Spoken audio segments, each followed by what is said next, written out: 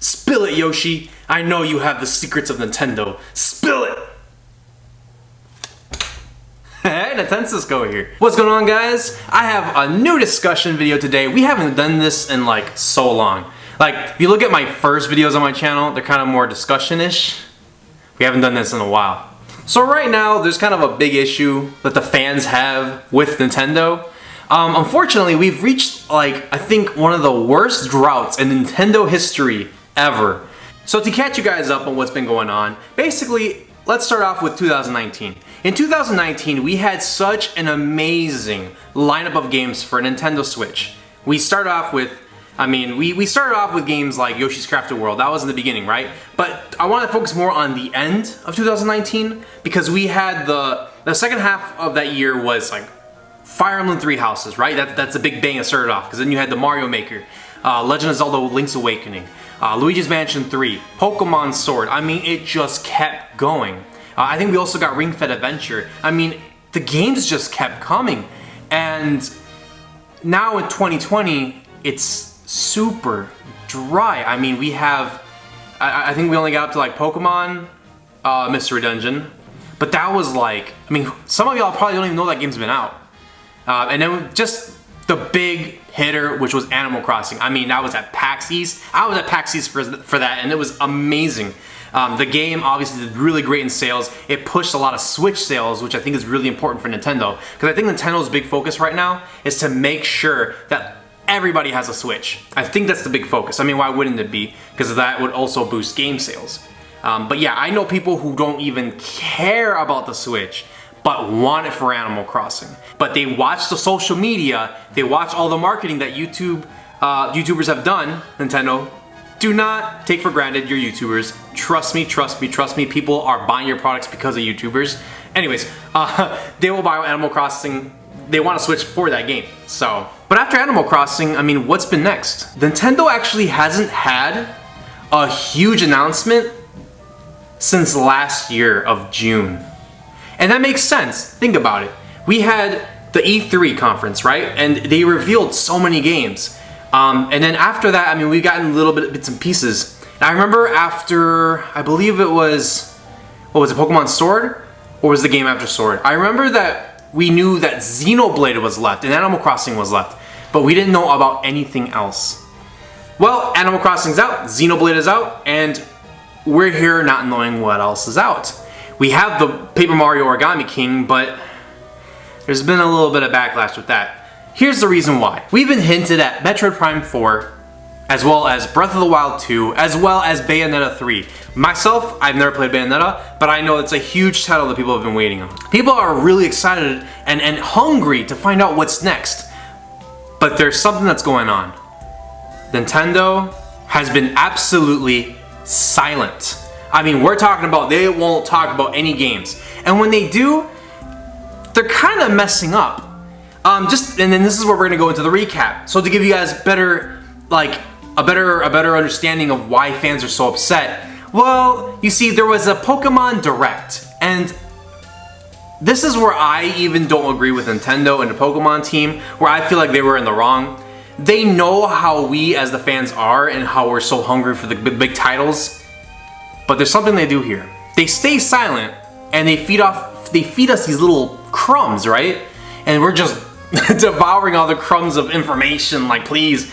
And if you look back on the Pokemon Direct they did, they were like advertising the thing like Pokemon Direct. They're gonna announce some big new games, and everyone's like, oh my goodness, the Pokemon Diamond remakes and, you know, all that. And they were like Pokemon Smile and Pokemon Cafe, and it's like everyone was like, okay. And then they were like, stay tuned till next week for the bigger announcement. And it ended up being this Pokemon like mobile game.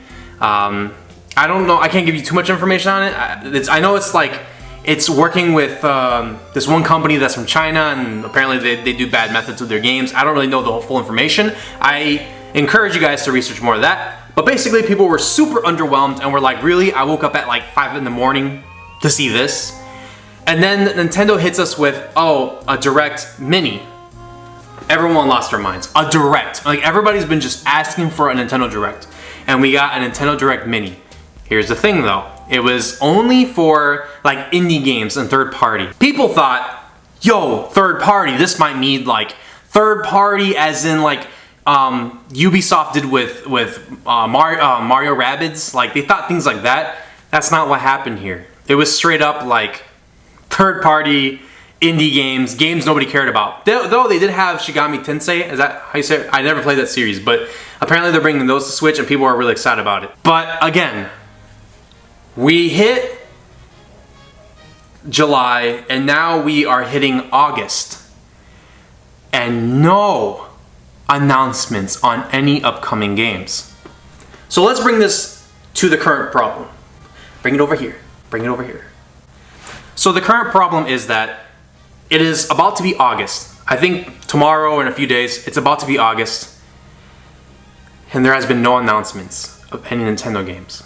This is a problem because the Nintendo Switch was doing so well. Nintendo was up there with the big bad boys again, competing against PlayStation, competing against Xbox. And I mean, if you guys know from the Wii and the Wii U days, man, it felt so good to be back as the kings, you know?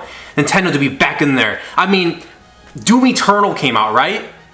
I don't know the sales, so don't quote me on this, but from what I've been hearing, Animal Crossing outsold Doom Eternal. Correct me if I'm wrong, because I could be wrong. But I know that when Animal Crossing came out and Doom Eternal came out, like, I don't know anybody who got Doom Eternal. I know everybody who got Animal Crossing. So it showed that Nintendo was one of the big bad boys again, right? And yet, after Animal Crossing, dead silence. Dead silence. And unfortunately, what happened was Nintendo kind of returned to their old ways, which made fans doubt them even more. What am I talking about? I'm talking about Paper Mario Origami King. So when Paper Mario Origami King came out, people were like, is this it? Is this like Paper Mario back in the day again? Like, is this Thousand Year Door and Super Paper Mario and 64? Like, is it like that? And ended up being more like Color Splash. And people were like, what the hell, Nintendo? Like, how do you not get that? And I understand the fans' pain, but I did watch some videos of people playing it, and it looked a lot of fun, actually. And the game does look kind of fun. I'm actually really interested in playing it myself, but it definitely was not something I thought about, because why? It went up against Ghost of Tsushima, and I'd be damned if I'm gonna pick Paper Mario over Ghost of Tsushima. Sorry, Paper Mario. So the fans just haven't been happy because, well, Nintendo's not really listening. So then they came out with an interview about Origami King, and they answered the questions of the fans. Why are there so many toads? Why won't you guys give us like new, brand new colorful characters, like, you know, the Bomb characters and stuff like that, you know? They were like, because a lot of the partners did come back, but they came back as like just plain Nintendo characters. So like, they have a Bomb as a partner, and the Bomb ended up being just a regular Bomb, like, you know, no mustache, no hat, no nothing, it's just a regular Bomb. So people were like, why is Nintendo doing this? And Nintendo did come out, and you know what? Their answers to your questions, to our questions, were actually pretty scary. They were saying how, like, modifying Nintendo characters is no longer possible, and how they won't mess with the Mario universe. Meaning that things like you would see in the old school Nintendo games, like the GameCube era and the Game Boy era, that stuff is not possible anymore. You're not gonna get your special Nintendo characters anymore. That's not available anymore. From now on, it's gonna be only Toads and all the default characters, nothing unique. That kind of sucks. And it feels like Nintendo is not listening to the fans. And it was scary because Nintendo, in the interview, basically said, we are listening to you guys, but we're not gonna listen to you guys. So that was kind of scary. So that, again, is raising the tension. We have the Pokemon situation, now we have the Origami King situation, and now there's no information on new games. You had the Direct Mini situation, and now the tension is rising. So they did say things like COVID is a big factor in this, right? Unfortunately though, you see other game companies having little to no effect with the COVID. And you might say, oh, those game companies don't care about their employees and they're letting them get sick. Those are bad companies. Nintendo cares about their employees. Well, the thing is, it's not really about that. You see, with PlayStation, they've been releasing their games. Why? Because they've been cooking it all up behind the scenes and then they release them. Same thing with Xbox. These guys are working hard because there's a war at the end of the year. You're gonna have a new Xbox and a new PlayStation. And I don't understand why Nintendo has been so quiet. Nintendo's kind of just sitting there fiddling their thumbs while the two bad boys are about to duke it out and punch each other, you know? And people usually say like, oh, Nintendo's like amazing with their exclusives and that's why you want a Switch. You know, that's why people wanted a Switch, was because of Animal Crossing. But now we're getting to a point where PlayStation is having just as many exclusives. I mean, I feel like PlayStation's killing it with the exclusives, and Nintendo is starting to kind of crawl behind. You know, they're starting to lose a little bit of their lead. But it's starting to get a little scary with all this new stuff happening for other game companies, and Nintendo is choosing to stay quiet. So what could possibly be the situation here? As a Nintendo fan, as a fellow Nintendo brother, I understand the pain. I am a Metroid fan. I am a Pikmin fan. I understand your pain of droughts, of waiting. However, as many videos I've seen of people who love Nintendo kind of bashing them right now, I know it's so easy to hop on the bandwagon of hating on Nintendo for the choices and saying that they're not doing well and they're stupid for staying silent, right? I'm actually gonna be choosing a different route. Believe it or not, I'm gonna choose to actually trust Nintendo. I'm gonna trust that they will deliver. Here's why. You see, throughout Nintendo's history, I feel like we doubt them so many times. We doubt their abilities when it comes to coming against PlayStation and Xbox and to our expectations. But I feel like if you look throughout our history, we've had such an amazing lineup of games. We've had such an amazing library. I mean, they are listening. Maybe they don't listen the exact way we want it, but I mean, they are releasing Metroid Prime 4. They are doing the Breath of the Wild 2. If Nintendo didn't care about us as their fans, Metroid Prime 4 would be continued in their development. But they decided to hand it over to Retro Studios and say, our version is no good. We want Retro Studios to make sure it has the best quality it needs. Why? Any game company would simply just make it and throw it out there, right? But Nintendo is choosing to be on the fans' side and make sure to deliver what the fans want. You know, it's so easy for us as Nintendo fans to say, they're listening to us, but they don't do what they want, they hate us, they just want money, they're greedy, blah, blah, blah, blah, no creativity. However, I still feel like we should trust Nintendo.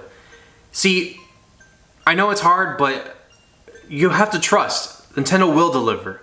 They'll deliver the Pikmins, they'll deliver the Metroids, the Zeldas, the Pokemon, and it's not always going to be what we want, but I don't think Nintendo is going to look back on their Wii U days and repeat the process. I think they've learned what the fans want. They see the love that we have for the Switch. They see the love that even non-Nintendo fans are giving to the Switch. They see all the love and they see all the support, and I think they're not going to take that for granted. Yes, Nintendo's not perfect. Yes, they're a really interesting company that makes decisions that we don't really understand, but I feel like Nintendo is that magic that more often than not doesn't fail to deliver. I feel like, especially with the Switch era.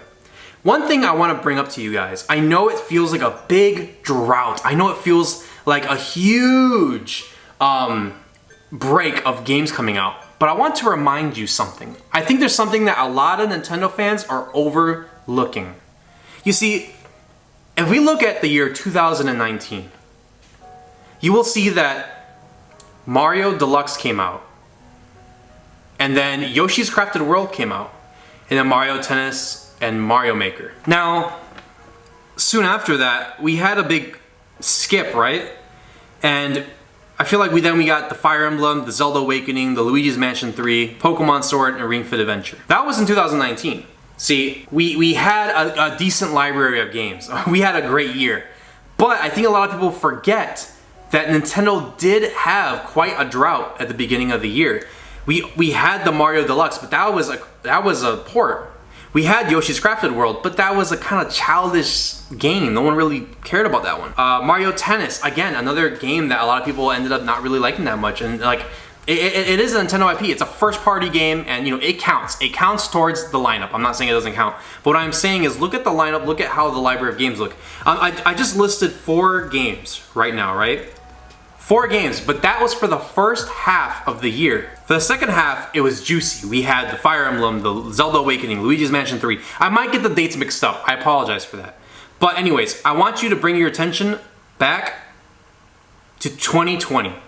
You see, in 2020, we started off with the Tokyo Mirage. Then we had the Pokemon Mystery Dungeon. I think a lot of people forget the Pokemon Mystery Dungeon released this year.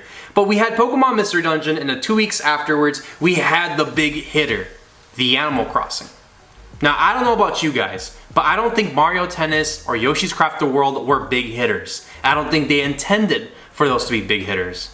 So I think we shouldn't take it for granted that Animal Crossing was released, right? Because also, you had big hitters like Smash Brothers come out the year before.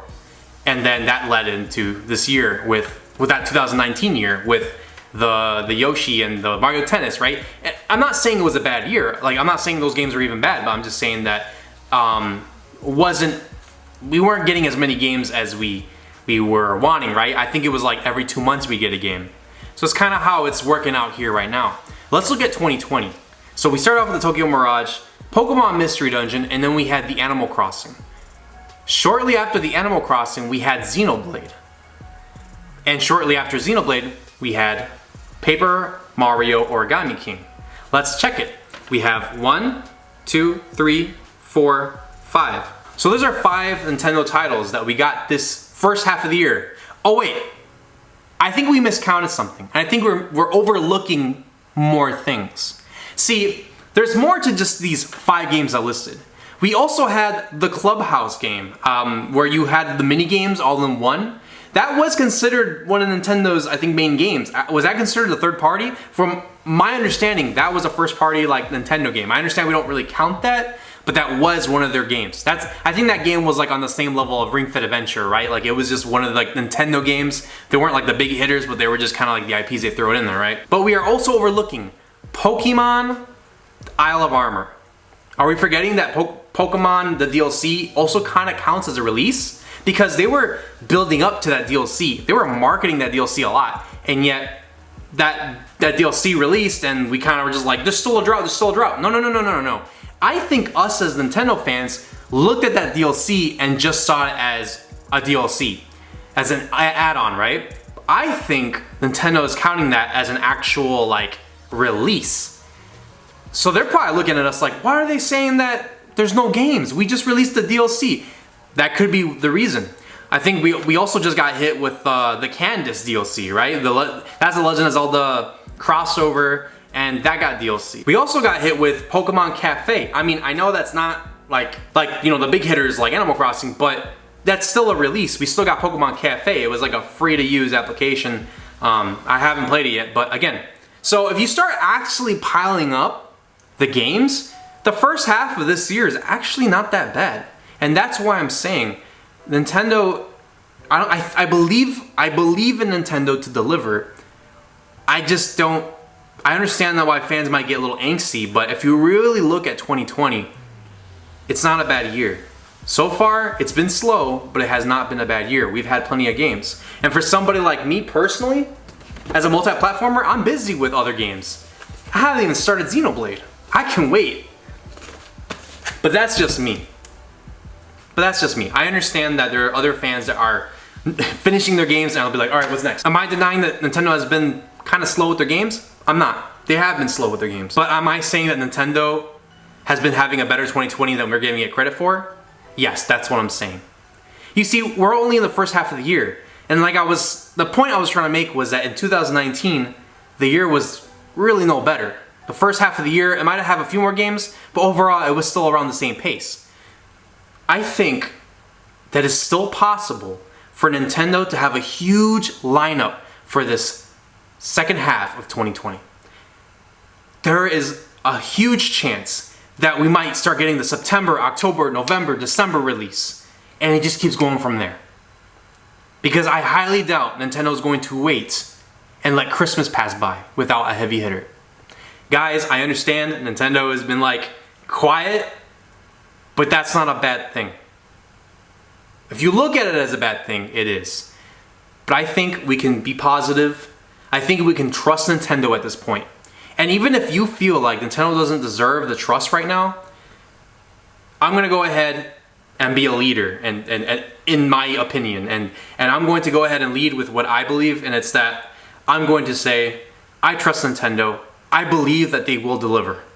If I'm wrong, I'm wrong. But if I'm right, I'm gonna feel good sticking by their side. So tell me what you guys think. Are you just as impatient as everyone else? Do you also believe that Nintendo will deliver? What are your thoughts? Let me know. Let's discuss about this. Let's talk about it, because this is my opinion on this year, and everyone has their own. You guys have a safe day. Enjoy yourselves.